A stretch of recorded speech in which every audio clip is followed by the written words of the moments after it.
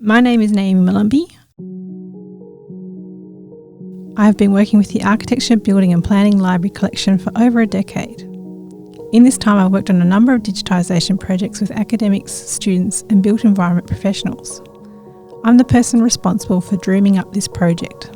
What the library collects and the digitisation projects that we choose are very much driven by an understanding of what is important to the built environment discipline, because we are responsible for collecting our own histories. What interests me most about the Miles Lewis Building Materials Collection is the ordinariness of the objects found in the collection. I mean, you can look at them individually and think there is a brick, some nails and other objects. But when you look closer, you notice that there is a heart in the brick. The nails all look different and there are just so many variations of them. You begin to ask yourself, why are there so many nails? For years I had walked past the cabinets and wondered about the objects. I can't remember one particular object standing out. It was more just a curiosity as to why they were on display. I could see that some of the objects were tagged, and so being a librarian, I could understand that someone had done work to capture the information about the objects. But it wasn't until I saw a lecture by Professor Miles Lewis and then watched him bring the objects out of the cupboards to show the students these objects that I realised two things. Firstly, that the story of the objects needed to be told, and secondly, that the use of the physical collection needed to be rethought. So I discussed many ideas with my colleagues. We were thinking about the use of these objects, how to create ways to access the collection, and engage with the ideas and the content. In the end, making 3D versions of these objects was appealing because it provided the broadest opportunity to interact or to play with these objects.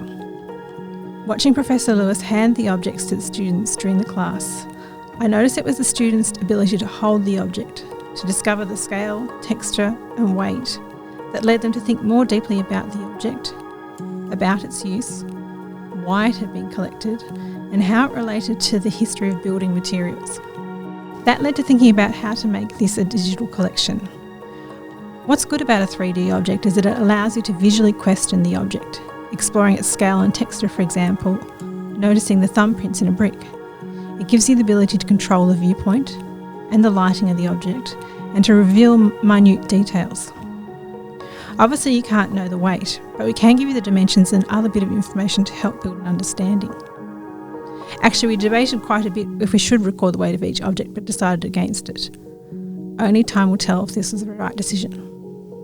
The key principle to this project was how to provide access to the collection.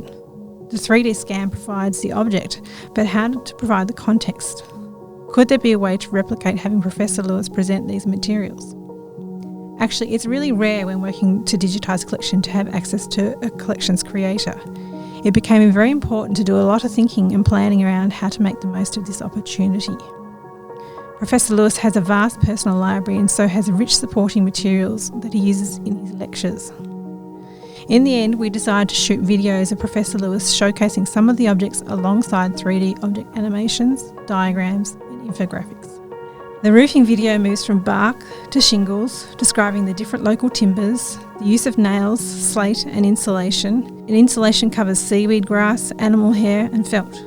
There is quite a complex history of building materials residing in the roofs above our heads.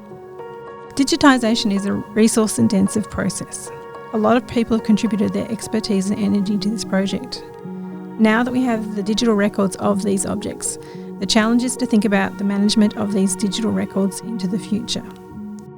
Technology is always advancing, changing the ways that we interact and process information. So the challenge is to keep the digital objects in a state that responds to and grows with these changes in technology.